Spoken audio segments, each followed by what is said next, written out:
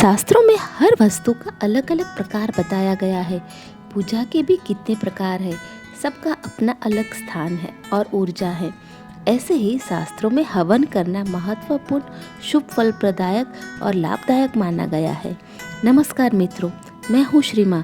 आज मैं आपके लिए लाई हूँ शास्त्रों में जो हम हवन कुंड का उपयोग करते हैं वो अलग अलग प्रकार के होते हैं।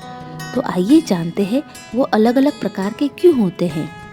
शास्त्रों में अलग अलग कुंड में हवन करने के अलग अलग फायदे बताए गए हैं, जिसके बारे में मैं आज आपको इस वीडियो के माध्यम से बताऊंगी। तो मित्रों, क्या आप जानते हैं हवन कौन से कुंड में करना चाहिए और कितने प्रकार के हवन कुंड होते हैं और उनसे क्या लाभ मिलता है?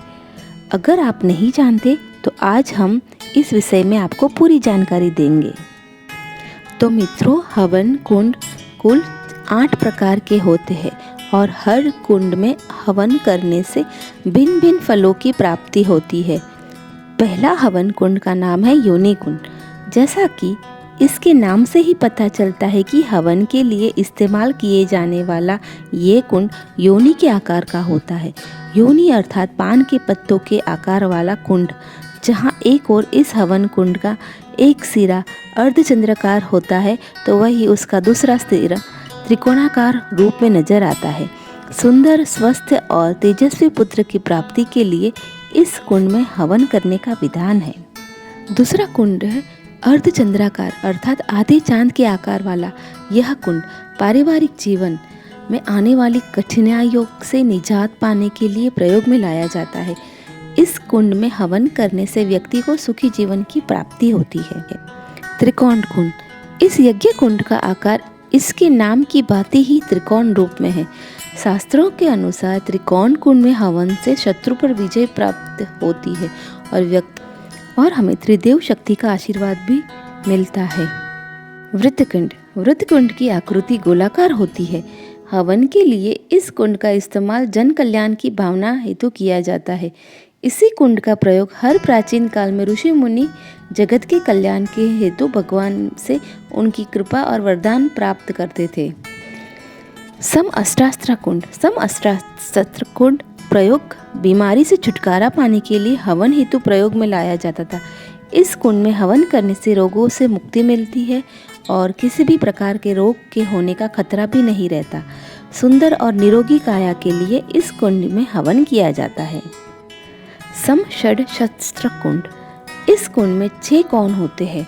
इस प्रकार के कुंडों का इस्तेमाल तब किया जाता है जब हवन करने का उद्देश्य समाज में प्रेम भाव को फैलाना हो, धार्मिकता स्थापित करना हो, सद्भाव की विचारधारा को आगे लाने के लिए इस कुंड में हवन करने का विशेष महत्व है। चतुष्कोण अस्त्र कुंड, इस कुंड को हवन के लिए तब प्रयोग में लाया जाता था जब हवन करने का उद्देश्य अपने जीवन में उथल पुथल को रोकना और शांति स्थापित करना हो। इस कुंड में किए गए हवन से भौतिक, आध्यात्मिक और सामाजिक सभी प्रकार की इच्छाएं पूर्ण होती है। अतिपदम कुंड, पद्म का अर्थ होता है कमल, अर्थात इस हवन कुंड का आकार कमल के रूप का होता है। यह इकलौता ऐसा कुंड है जो 18 भागों में बांटा जाता है। इस हवन कुंड में शास्त्रों में प्राण प्रदायक माना जाता है, यानी कि अगर कोई व्यक्ति आपकी जान लेने के पीछे पड़ा है और आपको मारने के लिए नए नए षड्यंत्र रचता है तो इस कुंड में हवन करने से आपको अपने जीवन दान मिलेगा और आपको शत्रु पर भी विजय प्राप्त होगी। तो ये थे हवन कुंड के प्रकार और उनसे मिलने वाले अद्भुत लाभ। अगर आपको यह वीडियो अच्छी लगी हो तो इसे शेयर ज़रूर करें और इसी तरह और वीडियो देखने के लिए मेरे चैनल को सब्सक्राइब और लाइक ज़रूर करें। धन्यवाद।